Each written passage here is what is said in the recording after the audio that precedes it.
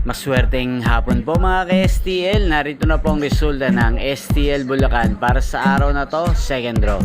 January 22, 2025, araw ng Miyerkules. Naway ang mga natayaan nyo pong mga numero kanina ay manalo nawa ngayong hapong ito, 4 PM. Kaya kunin nyo na po ang inyong mga tickets. Narito na po ang resulta.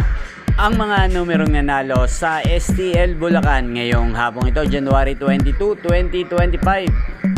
4 PM, second draw result, 3 at 19. In exact order. Sa lahat po ng tumaya kanina sa STL Bulacan para sa second draw ng 3 at 19, congrats po sa inyo. Panalo po kayo. At ngayong hapong ito sa STL Bulacan, natin pong i-shoutout si Kuya Kokoy ng Bulacan. Shoutout po sa iyo, Kuya Kokoy.